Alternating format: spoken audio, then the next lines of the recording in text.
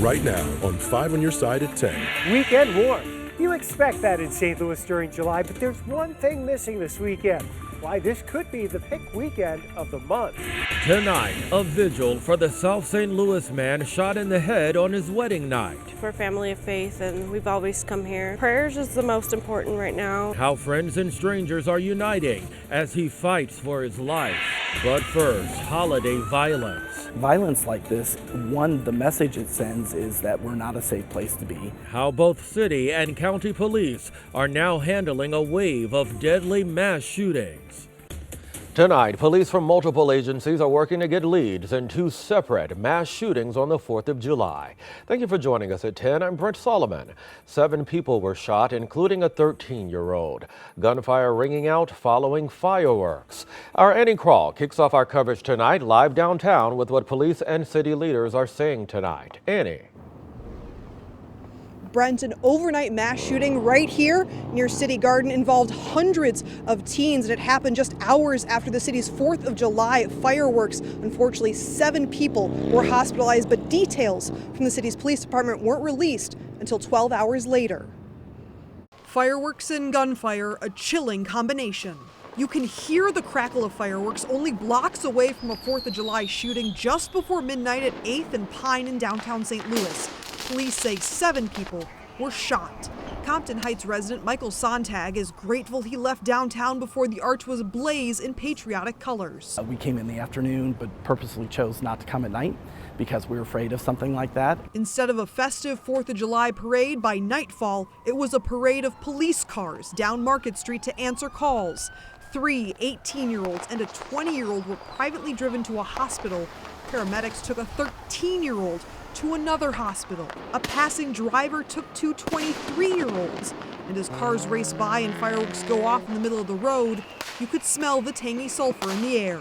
A police source telling us there were more than 300 teens downtown in the hours after the fireworks show. In the daylight, we spoke with St. Louis Alderwoman Kara Spencer, now mayoral candidate, about the open carry ban passed last summer. I was hearing reports from neighbors, residents, business owners that they saw a real significant decrease in that. Yet, this is what's left the next morning. Windows being knocked out and boarded up at the Peabody Coal Building, while nearby Burger 809 hasn't even opened yet, and it had its windows shot. Our St. Louis Development Corporation, Greater St. Louis, and other partners to really come to the table and make sure we're supporting our city garden and those businesses around there that the public, that are fantastic reasons for people to come downtown. Gun Sense for the Common Good is a group working to reduce St. Louis gun violence through faith-based programming. Sontag, one of its leaders, is frustrated by the festivities being overshadowed by the violence. It feels like we are always talking about kids in these shootings. This week was a particularly bad week. There were a lot of children shot this week. St. Louis Mayor Tashara Jones calling the downtown shooting a tragedy.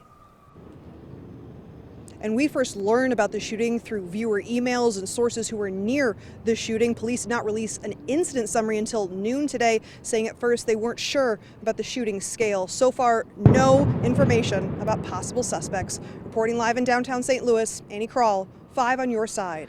And we can still hear those fireworks behind you. Annie, thank you. Gunfire also ringing out in the county last night, killing 2 people and leaving 5 others hurt.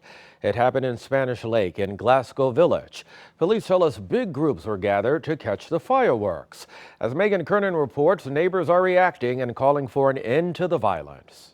This neighborhood has been very peaceful until last night. Fireworks still littering the streets a day after a mass shooting in Spanish Lake. Cordia Carver says a couple hundred people showed up to watch fireworks on Lakeview Avenue like they do every year. Except this 4th of July ended with gunfire. I was trying to run for cover by that time. I couldn't look out the window or anything because they were shooting this way and they shot up my house. 6 people were shot. 1 man was killed. 2 are in critical condition, while 3 others have minor injuries. Sergeant Tracy Panis says there was more than one shooter. I would imagine it was very scary last night with a lot of rounds being fired off again at that second party. A lot of individuals firing weapons. We don't know how many at this point. There were a lot of children there, a lot of people there. It's a blessing that more people were not struck by any of the bullets that were flying. Carver says a bullet came into her house, through her bedroom curtain, and shattered her TV, inches from where she was laying. And I was like, uh-oh. So I jumped up out the bed and just started running toward the back of the house. Less than an hour before, there was another shooting on Valley Drive about 3 miles from Lakeview Avenue. Sergeant Panis says a man was gunned down as he attended a fireworks gathering in Glasgow Village. He later died at the hospital. Several individuals had left the scene before we got there. We just encourage everyone to come forward with any information that they have. I'm just disgusted with all this, and I'm tired of it. We just wish these young people would just stop with the killing. Megan Kernan reporting. Police are asking for people to come forward so they can make an arrest. This is the second shooting this week in Spanish Lake. Someone shot a teen girl Tuesday morning, and last week a teen was shot and killed in Glasgow Village. As police were responding to 4th of July shootings, firefighters were also hard at work. Between 8 a.m. Thursday and 8 a.m. today, St. Louis Fire received 630 calls. 87 of those were for fires across the city. 58 were dumpster fires. 9 buildings and garages also caught fire. These numbers do not include calls that came in at the Celebrate St. Louis fireworks event. Within just the last hour, a vigil wrapped up for the St. Louis man shot in the head at his wedding reception. It happened a week ago today. Francisco Gonzalez is fighting for life in the hospital after police say 2 armed men tried to rob him. Tonight, our Justina Cornell attended that vigil. Justina, what is the family telling you? Brent, last Friday night, Francisco Gonzalez married Dulce Peña in a backyard wedding. Now, a week later, he remains in the hospital sedated, and his wife hasn't left his side. Tonight, family pray for a miracle. We're having a mass in Francisco's honor to ask for his healing. Their hope is for healing. We're a family of faith, and we've always come here. Parishioners pray at St. Cecilia Catholic Church in South St. Louis. Family put their faith forward for Francisco Gonzalez.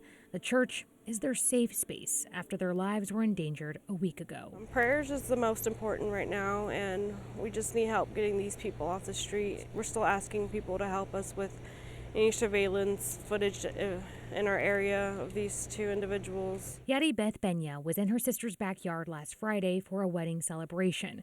Her little sister Dulce married Francisco after 10 years together. After the ceremony, police say 2 armed suspects tried to rob them in the backyard and shot the groom in the head.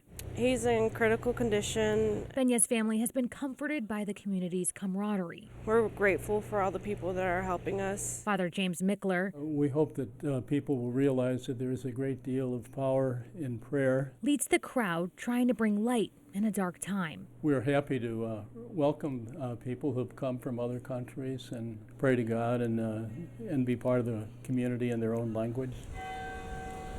A mass and a vigil is their vow to Francisco, pouring their love into him to push through. Prayer's everything to us. Family leans on faith and on each other for Francisco.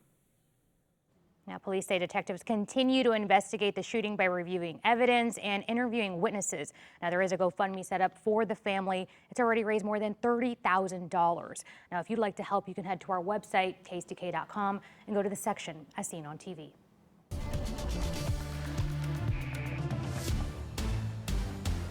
Let's go ahead and see if we can get a live look downtown. It's going to be less humid over the weekend. After several wet and rainy days, it's looking like we'll stay dry. Our chief meteorologist, Scott Cano, back from the fair tonight. He's here now with your weather impact forecast. And you know, we don't have any big impacts per se weather-wise. You'll need the sunscreen this weekend for sure, but otherwise, the humidity levels backed way off this afternoon. A lot of sunshine for us today. There's more of that on the way for tomorrow, even into Sunday. It's quite comfortable around the St. Louis area tonight as we've been looking at temperatures dropping back out of the 80s and into the 70s. Lambert's down to 75 degrees right now, and that breeze is starting to let up a little bit. Outside of a few high thin clouds, all is quiet around the St. Louis area at this hour. Even some of the in-town temperatures close to the center city are running in the mid-70s right now. Those numbers pretty impressive considering it's July. And it is the weekend. We go into this weekend with nice weather on the way. A quiet pattern through Sunday. There's plenty of sunshine. The next rain chance isn't until Monday, and it's not going to be anything like what we've gone through the past 3 nights with heavy rainfall. At least tonight and tomorrow night for sure. We're on the dry side, Brent. President Biden speaking out following that difficult debate. He just had a really bad cold. Tonight, how he's vowing to stay in the race, despite some in his own party exploring other options. Trapped in Jamaica, the local couple now impacted because of Hurricane Beryl. An incredibly comfortable start to this weekend. There are changes, though, as we head into the beginning of the week. We're tracking our next opportunity for rain and why it won't be anything like what we've seen this week.